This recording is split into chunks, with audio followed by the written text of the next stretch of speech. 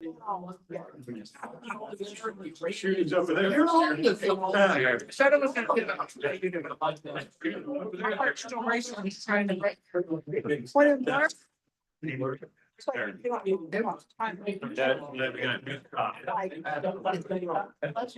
Who you got? I don't know. I don't know. I'm not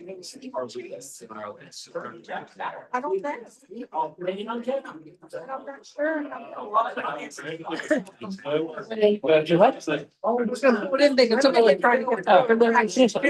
She's made me. I was basically. Yeah, in that area. Good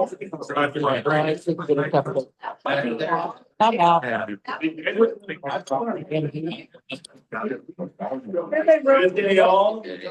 Got it up at sale.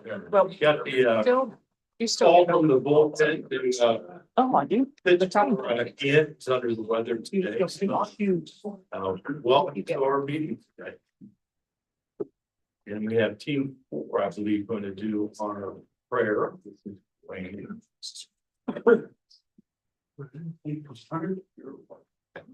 Heavenly Father, we thank you for all your blessings. We want to thank you for Rotary International for World Water Day.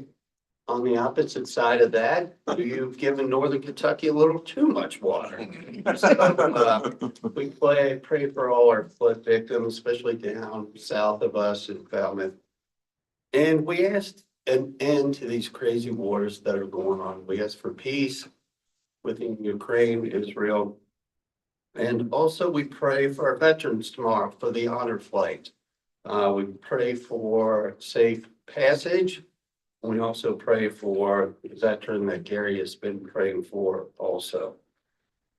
And dear Lord, we ask you that the Reds learn how to hit the baseball.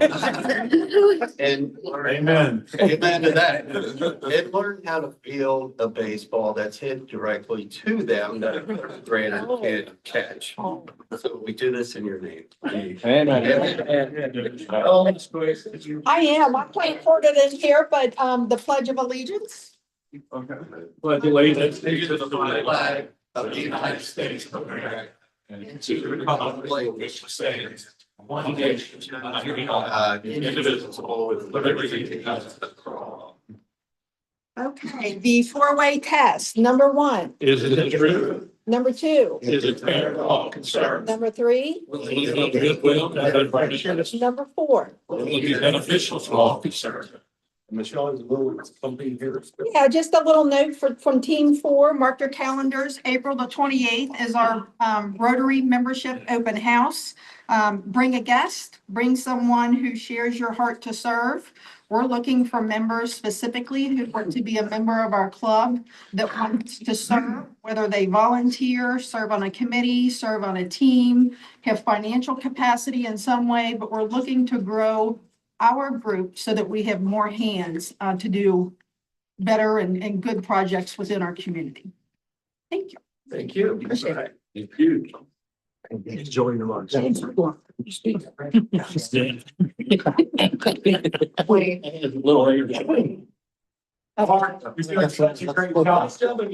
here. I'm loving it.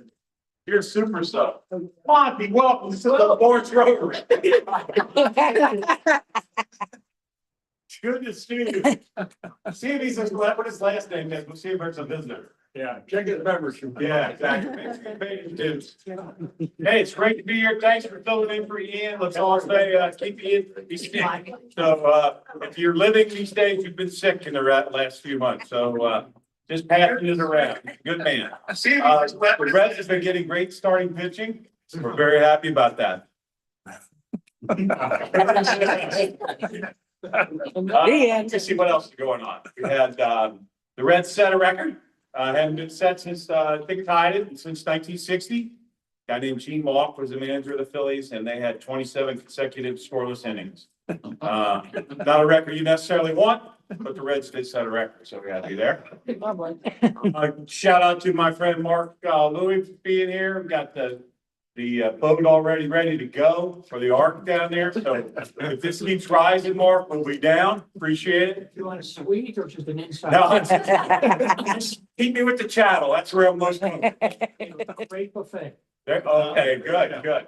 And let me see what else. I've learned the word tariff, so I'm gonna leave that alone. That's all I got, Mark. Thank you, Sean. All right, brother. We have a district conference on May 2nd and 3rd down in Chattanooga. Great. We could have some representation from our group to go down there. I know Greg and his wife Lauren are going, so keep that in mind. Here are opportunities for volunteer work that you also have on your table with the QR code if you want to have some opportunity to serve our community. I made our donation to the hospice. Thank you, Barb.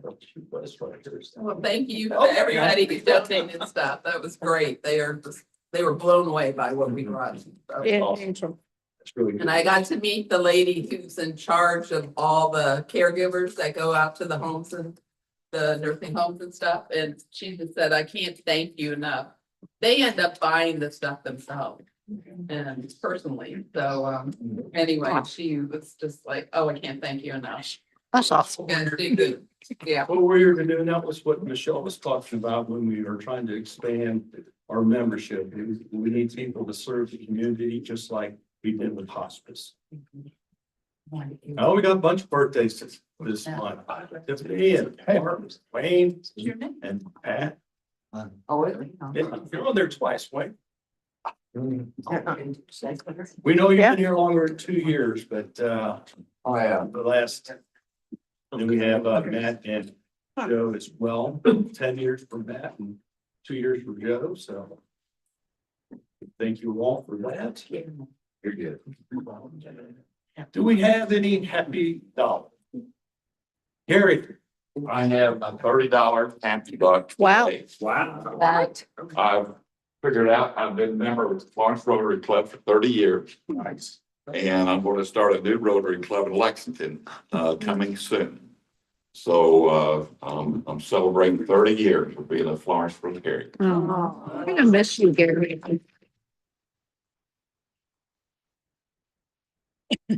I have a, oh, Clark. No, go ahead. Go ahead. I want to thank everyone that bought tickets for the raffle for the Buddy Brunch and Egg Hunt. It was just this past Saturday. We sold almost 300 tickets. Sorry, none of you guys won. Oh. That did win was so excited. They're getting their family and friends together and they're all going to go to Florida and stay in our condo. So That's awesome. it was a great event, even though the weather was awful on Saturday. But down at New Day Ranch, they have an arena, indoor arena, and that's where they hit. I mean, you can't hardly hide the eggs, you just lay them on the sand there. The kids had such a good time. My two little grandkids came and they didn't even want to eat. They were too excited about getting the eggs, so they were just all excited about it. And then my next adventure is for New Perceptions, Sean's Place. They're having a ladies' night out. It's on April 24th. And their grand raffle, which I have tickets for, of course, is for a day at the Oaks. Oh, For the Derby. And Nice. you get entrance to the Oaks and to the club seating, I guess. And then I'm making a DerbyKy for it. And Oh. then we have another donor who's making a Derby hat. oh, cool. So Nice. anyway, so if you want any of those tickets, they're $25 and they go to a great cause, right, Sean? Where you go? And so, anyway, I've got those if you want them. Thank And we you. still have opportunity right now. Is this today, Jim, that you're gonna do the drawing? Yes. So make sure you have Something a, today from our club. make sure you have something for us. So if you haven't, you still have opportunity to go buy tickets. I'm gonna follow in Gary's footsteps and say, I have 19 happy dollars that I'm going to because I've been with this group for 19 years and this is the first time I've led a meeting, so. Yeah, there you go. Just to round it out to even $20 a by giving a happy dollar to the good Lord for bringing us some sun. There you go. There you go. Okay, who is introducing Jason? You are, Steve. All right.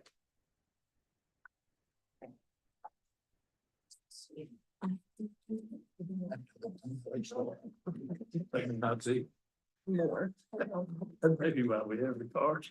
Good afternoon, everyone. It's an honor to introduce today's guest. A leader whose work is making a real difference in our community. Jason Ashbrook is the president and CEO of BAWAC, a nonprofit organization dedicated to turning barriers into opportunities. BAWAC provides essential services, job training, and employment support for individuals facing disabilities and other challenges, empowering them to live, learn, work, and thrive in the community.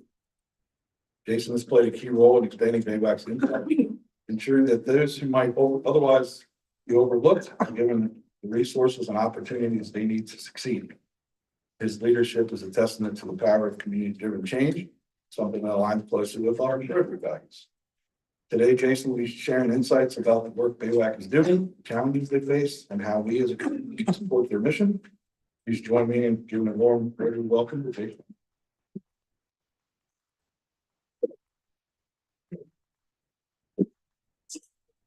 Well, hello, everyone. It's my pleasure to be here. So great to see in front of this audience. Heard so many wonderful things about this group.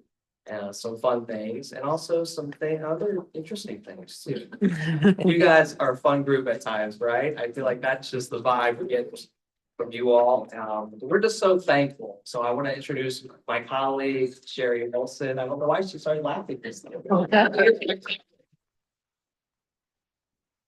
Gary is our outreach and developments manager with BAWAC, and so we oftentimes tag team some of these events, but she's also a great resource. If after today you have any follow-up questions or you want to come see us for a tour, we always encourage that. It's a very powerful experience. If you have to have that opportunity, we love to host you. But once again, thank you to the Rotary Club. Thank you, Steve. We are productive your support. Julie as well for all your support today, this morning. And I'm looking forward to sharing some highlights about what's going on, some of the happenings with BAWAC, some of the challenges we're experiencing, which we know are not necessarily exclusive to our organization. But I also like when there's some other community members in the audience. I typically really are drawn to them, and I know that I have my friend and my colleague from New Perceptions. I want to give a shout out to Sean Carroll. He is also, as we're both doing similar work, we're co-conspirators in this work, so to speak. And I'm really proud to share the sandbox with Sean. So I love all the work that you're doing at New Perceptions. Appreciate it. Rock on. All right. Well, some of the topics I want to go over with you all today is really just to share a little overview about who we are at BAWAC. For the past year and a half, the organization has gone through some transitional changes and updates. And we'll give you a little bit of history along the way as well. And then we'll jump into some barriers and challenges that often the people that we serve through BAWAC experience. And then countering those challenges with what types of opportunities and services and solutions does BAWAC offer to address those challenges and needs. We'll share some information about the benefits of hiring people with disabilities, along with how we're working with some collaborative partners in the community. And then a few things that are on the horizon after today, and kind of looking ahead towards the future, looking at things like strategic planning and the like. And then I had some time built in for questions, again, time permitting. So I'll just jump right in. A little bit about BAWAC. So we are, for those of you who can see this, it looks like you can see it okay. I'm on this side. This organization has been around for going on 52 years, established in 1973. And I always like to give a shout out to the OG, Ken Schmidt. How many of you knew Ken? Yeah, so several of you.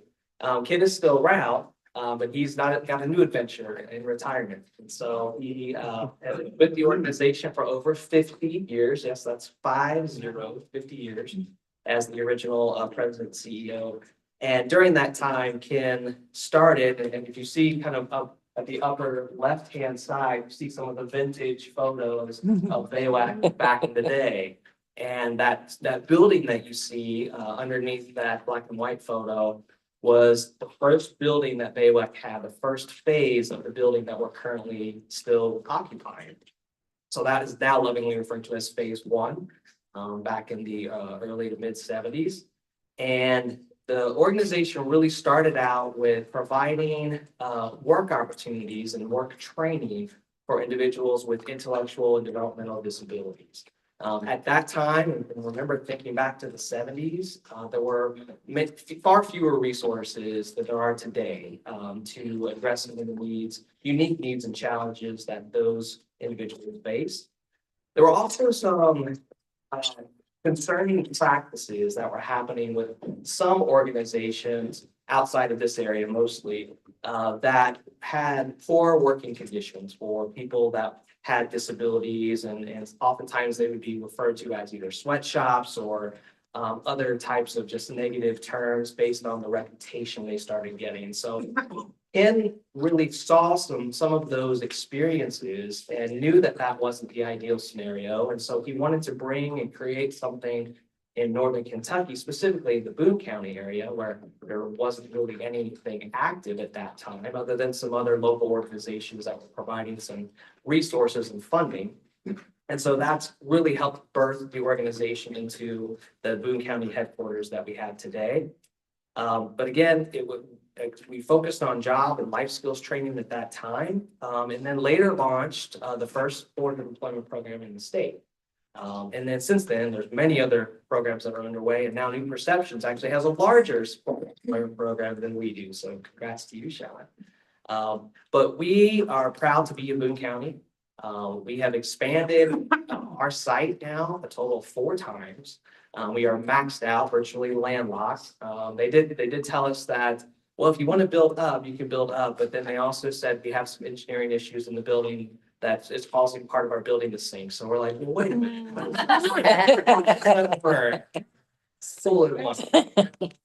So maybe we'll have some future conversations about that, but we're essentially pretty landlocked. And one of the things I like to mention too is you see at the bottom of the screen a passenger vehicle that we use. So transportation services are really one of our newest services that we offer. We've been offering them for a little over 10 years actively. And transportation gives an opportunity for individuals with disabilities to have that reliable transportation every day to and from a day training program such as BAWAC or New Perceptions or Eastern Shields Redwood, or to maybe a day program such as Active Day or Shaven, something that's a little more focused on life transitioning and recreational types of therapy. And then we also transport individuals to and from jobs. If they were clients that we assisted with getting employment out in the community, or even other organizations that have assisted. In most cases, the individuals have to be Medicaid eligible, but we do have a few other grants that can help pay for transportation if they're not eligible for Medicaid. And we also have self-pay options. We have a few customers that do pay for that. And then one of our other newer programs that we're part of for now 7 years, or closer to 8 years, is Project Search. And that was a program that was started over in Cincinnati Children's years ago as a way to offer younger individuals with disabilities an opportunity to have a 1-year academic program that really taught them basic essential job skills, work ethic, showing up on time, getting along with your coworkers, listening to supervisor instructions, all of those, what some people would say are soft skills, but as we all know in this room, those are critical skills. And so using that model, which has now become a national model, we are in partnership with Northern Kentucky University and Campbell County Schools, we now operate a Norse Project Search program. So that's great. But that's just a little background and history I wanted to share with you. And then alongside that I think we provided some handouts in your tables, or on your tables rather, that shows our impact report, and it gives you some of the data that you'll see on the screen here. I'm not going to regurgitate all this to you, but just kind of gives you the overall impact of BAWAC as an organization throughout the community. Over 400 clients served for the past year, over 120,000 hours of job training and instruction provided. We served 87 businesses. This one's huge, over 5 million items that are assembled and sorted, labeled or packaged for area businesses. And I'll give you more information on how that works in just a moment. And then over 862,000 miles that we transported clients to and from work or training programs or other non-emergency medical appointments. And in spite of all that activity, we were able to have some really strong performance measures. 96% of our program outcomes and achievements were met. And 83% of the people that we obtained jobs or helped them obtain a job are still working in that job. And we average, I think I mentioned earlier, around 220, 225 people a day that we're transporting throughout 6 counties of northern Kentucky. So thinking about what the barriers and the challenges are for people that have intellectual or developmental disabilities, they are very unique to most of the general population. And some of those examples could look really at the workforce of the labor data. You have to consider that, we have in the nation around 13.5%, which equates to around 2.3 million people who are non-institutionalized, keep that in mind, people with disabilities in the country. However, Kentucky has the second highest percentage of that at 17.9%. We were only behind West Virginia in that regard. And then you start looking at the unemployment rate for the general population, where we're hovering right at, I know it ticked up just a little bit in the recent jobs report, but we're hovering around 4.1, 4.2% in unemployment for the general population. But when you compare that to the unemployment rate for people with disabilities, it's more than double, 8.4%. You have 11% poverty rate for the general population. Well, that rate more than doubles for people with disabilities, and that's typically 24 or over 40%. So part of the challenge with that data is that there are simply just fewer job opportunities readily available for people with disabilities. And part of that challenge stems from a lot of employers and companies, organizations, they still have an inaccurate perception of people with disabilities. Oftentimes they'll view them as too much of a risk or a liability for the organization. Perhaps they don't not able to really creatively update a job, which sometimes it's just a minor tweak to a job description or a small job accommodation that a company like ours or New Perceptions can actually go in and help provide that accommodation so that it levels that playing field for the individual to be successful in the job for the employer. So those are tools that we can come in and provide as a resource. But we do understand that oftentimes employers are so busy and they're not wanting to spend an exorbitant amount of time on extra projects, which they may view as some of our people that we serve. So we try to educate them up front with, we can come in behind that and provide support for you on behalf of the individual. I think this is another realistic factor I like to mention. Most of us are, pretty familiar with just having just basic freedoms. We can come and go as we please. We need to, get in our car and run a place. We can go somewhere up the road. We can go to bed when we choose to. We can eat a snack whenever we want to. If we're thirsty, grab something to drink. Say all that to say, we have a lot of our clients that are being surrounded by people that in their lives that are paid to be there. People, whether it's on the job or people that are in their residential setting, that really essentially these are staff members. We're not talking about their family members in many cases. So they go through their life with decisions made about their life, typically made by other people. And so we recognize that, or other great organizations like New Perceptions recognize that, and that we will customize a plan for an individual, taking into account the level of support that they have and how we can make sure that we're empowering them with proper life skills so they can be successful. We know that oftentimes having that situation where you have all those staff members providing support, it can be enabled for the individual too. And we want to try to get them to rise above that where possible. It's not always feasible for everyone, but oftentimes it is. So how do we provide these opportunities and solutions? And we have 4 main divisions or departments within BAWAC, and they're called Community Rehabilitation Services, Production and Industrial Support, Support and Employment, and Transportation. And through those different departments, we provide several opportunities for individuals, several services. And first is customized planning and support. We meet with an individual during that initial meeting, and we really map out, where they want to see themselves, have them involved directly in the conversation and in the decision making. And then also look at what their potential skill levels are. The functionality of some individuals, as you can imagine, based on the severity of their disability, that can fluctuate how functional they are and how their abilities in terms of, it could be something like fine motor skills, how they use their hands. Could be a communication challenge if someone's nonverbal. Then there's other ways that they have to communicate.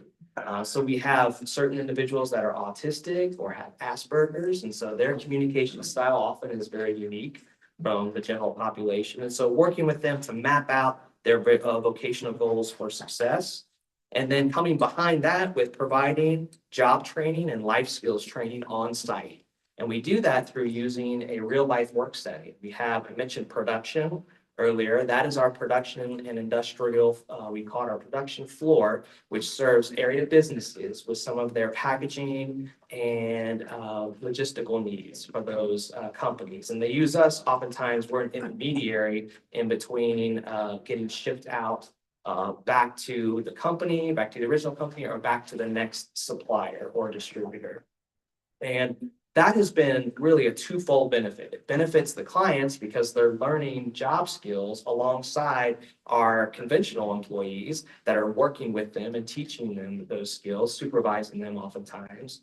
And then we also have a benefit because we're establishing those relationships with businesses, and the businesses are providing some revenue to help support the programs that are happening at BAWAC. So it's, in a nutshell, a type of a social enterprise. We also are really big on providing community activities. This allows us to take individuals out, refer to them as a community outing or activity, to go interface with the community. If there's a group meeting out in the community, in a park, or if there's other things happening, nothing like protests. I always like to throw that, like, we're not going to do that. That's not our lane. That's not our lane. There are other places that, but no, just like nice community events that they can meet different people throughout the community. Or if there's something happening where we want to bring somebody in, we often host. We've had the mayor on site, who's been wonderful about providing. Florence Mayor, she's been great about coming to us. She's a very strong supporter of the organization. Other places that maybe have therapeutic talents, whether it's animal therapy. We have a lot of those resources, and then also art therapy, other things that are just engaging with the clients, but also gives them some additional projects. And we also see how to really tell what their talents are. Some of them are quite talented. And when you start putting a paintbrush in their hand, you'd be quite surprised. I mean, I think of stuff that you do over at your place, Sean, and if you have a whole out studio and it's beautiful. So am I lying? If they're way more talented than anybody who ever. You got it, brother. Yep, yeah. So really it blows me away almost every day, just the level of talent and the resilience that our individuals that we serve have. And it's just it's hard not to be beaming with pride when you're around them for any given time. We have on-site groups and classes. We offer digital literacy, computer training, communications classes, work ethic classes, and other relevant workplace topics. We have men's and women's groups as well to talk about any topics that may be applicable to those groups or sensitive to those groups. We do some obvious things that you might think of when it comes to getting ready for employment would be resume and interviewing skills, preparing them for those experiences and making sure that they've got what they need by the time they connect with an employer.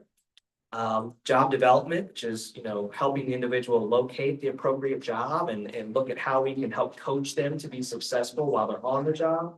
That can also include training them how to ride a bus. How many of you have taken a public bus before? All right, great. Several of you. You'd be surprised how many have never done that. And when they try to do it for the first time, it's kind of a daunting experience. So then couple that with, if you're somebody who has any special needs, it can be even more overwhelming. So that's why our job coaches and career coaches are well versed in travel training. I mentioned Project Search earlier. That's that one-year academic employment preparation program that's in partnership with Campbell County Schools and NKU. Transportation services we talked about earlier. That's been a wonderful opportunity for the region since we serve 6 counties and several other partnering organizations. And then life transitions.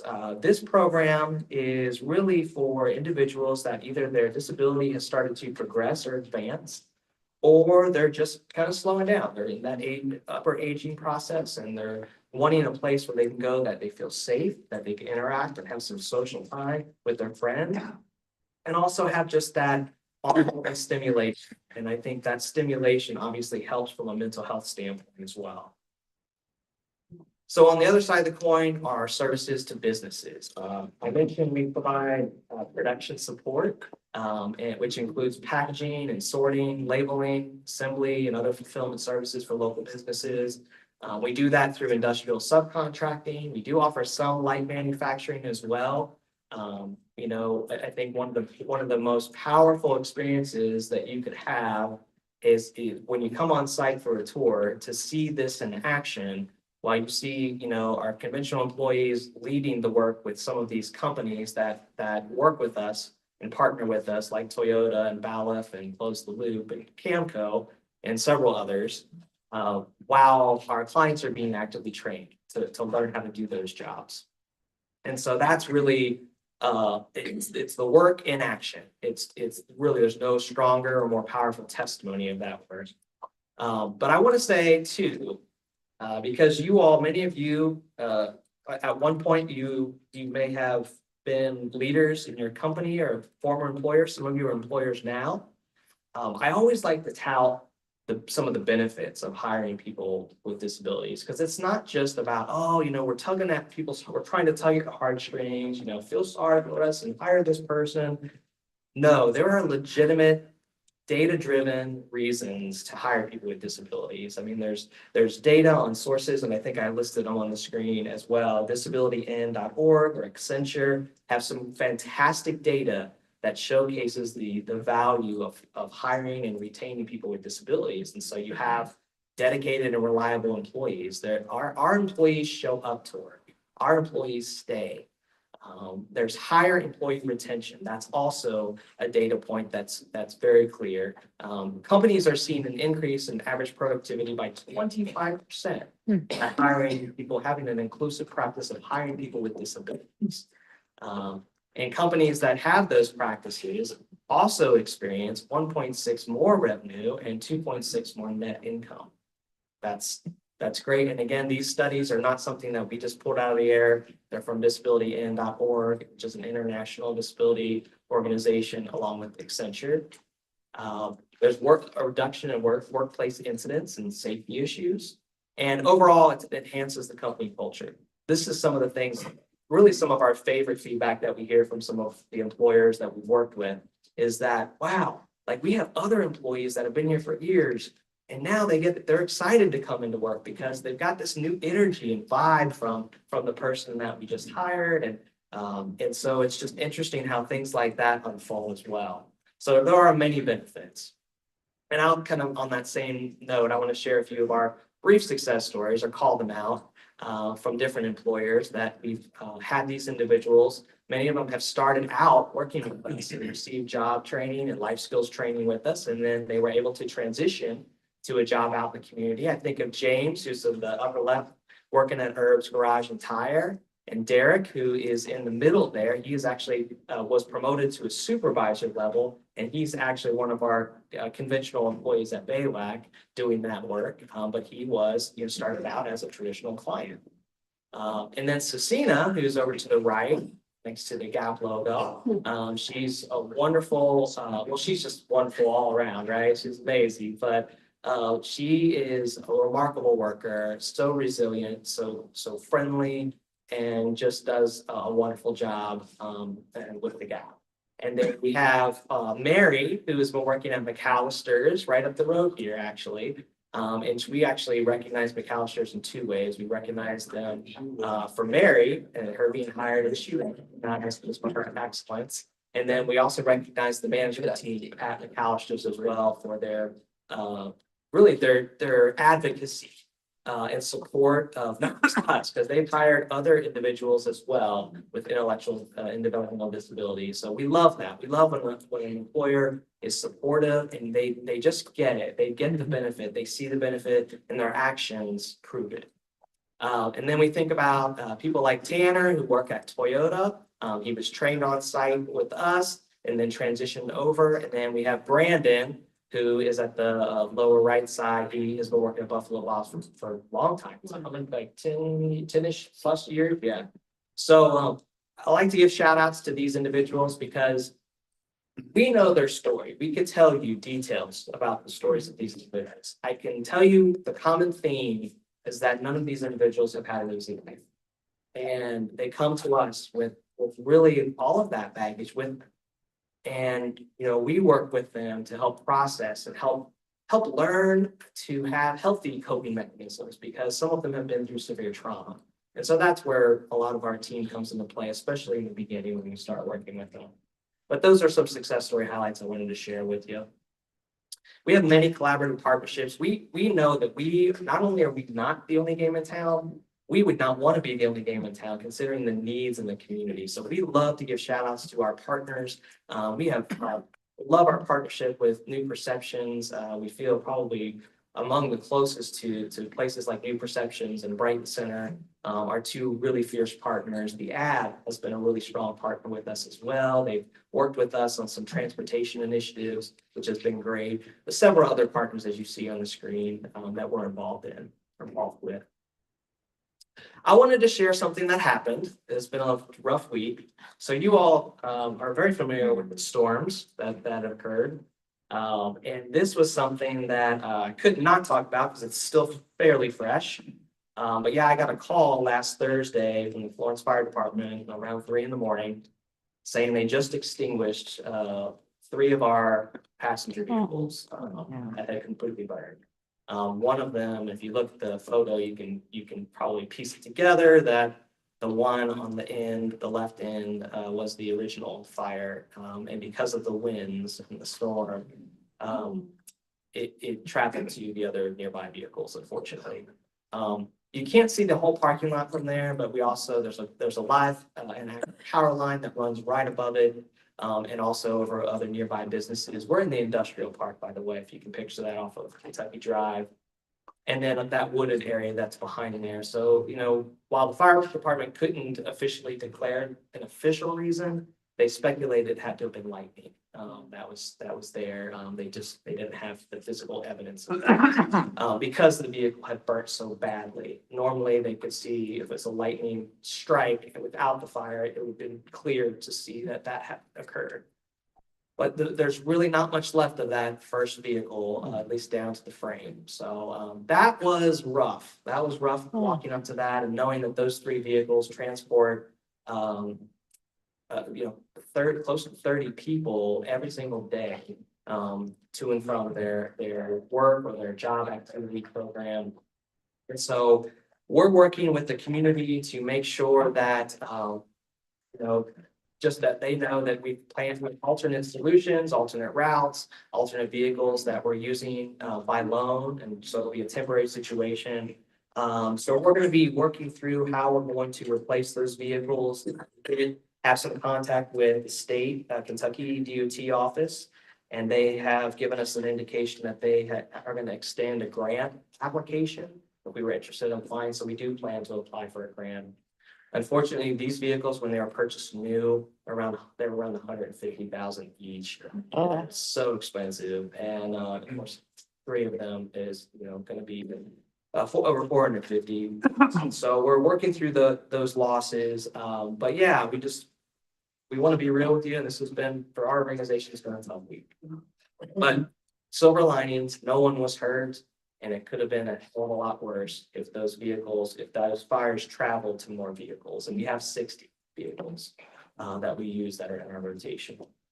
So we're getting through it, though. We're getting through it on a more positive note. And on the horizon, we've got some other exciting things happening. A few months ago, we launched the Level Up campaign, which is allowing us to provide some renovations to our headquarters that are really going to help enhance our client programming.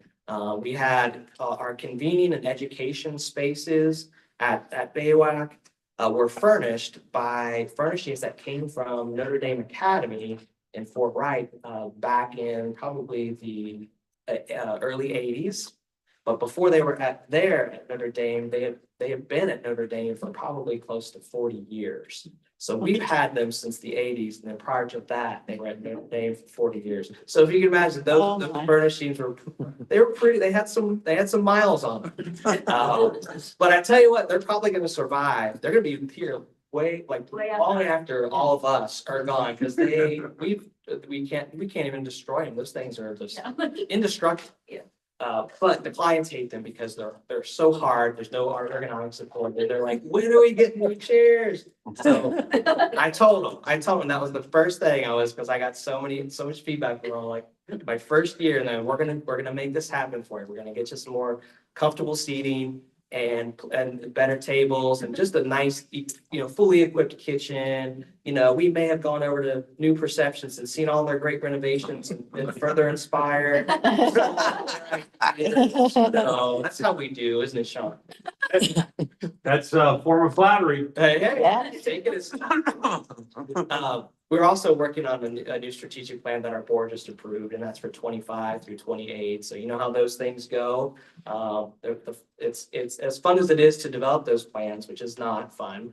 It's even more fun to do the implementation. So we're right in the beginning of that stage. So more to come on that, but some of that could include some program expansion, which we are excited about.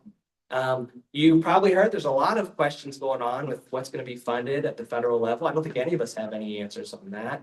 All we're doing is really trying to advocate for our clients, and we're staying in that lane. And we are looking at, things like Medicaid, which provides a lot of resources for our clients, advocating with a lot of the community champions, like a lot of people in this room, that believe in those services for people with special needs or people with intellectual and developmental disabilities.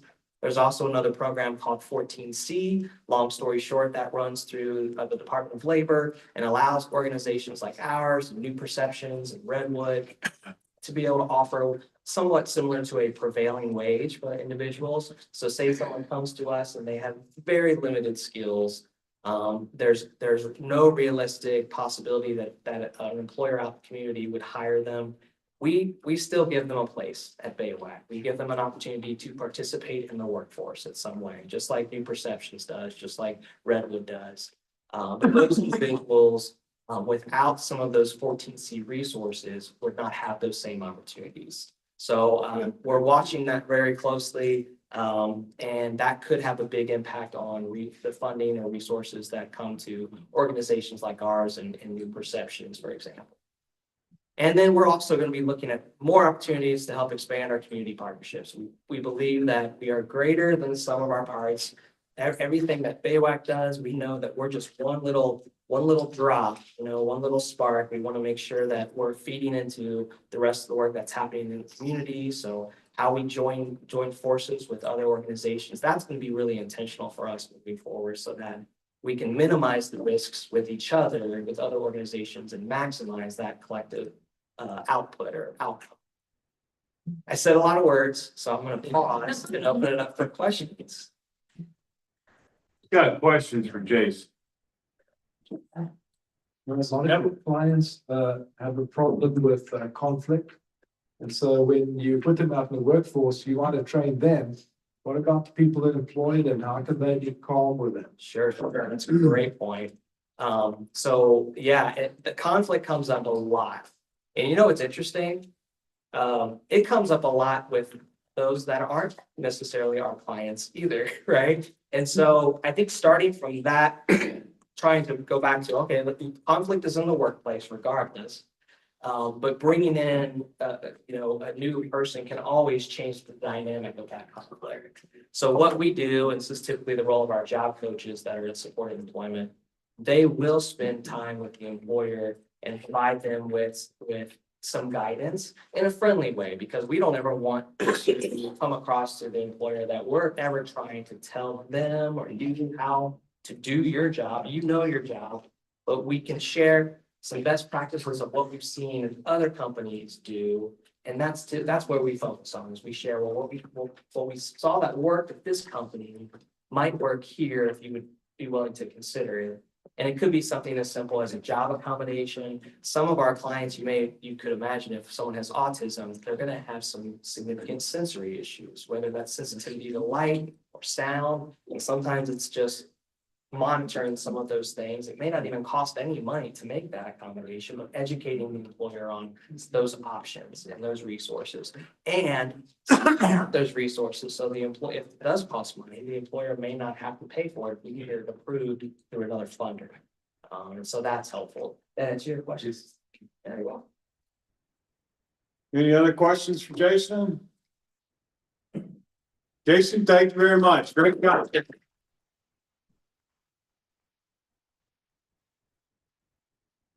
Jason, we're gonna have you be our growing board. You can just want one. This is. All right, here we go. I got it. Drum roll. Are you gonna read it? Sure. I take it. Oh, so close. 1 of 3. Two. I'm 4. Who was between? Oh, man. Wasn't like. Lose. Remember, next week. You're a winner in not so many have a ways. meeting. And the following week, the 21st, will be the Teacher of the Year, which can be at the Florence Nature Center. Just a reminder on that. And show up here. RSVP. Yes, okay, RSVP, so it's so right there. All right, anything else? Great job, son.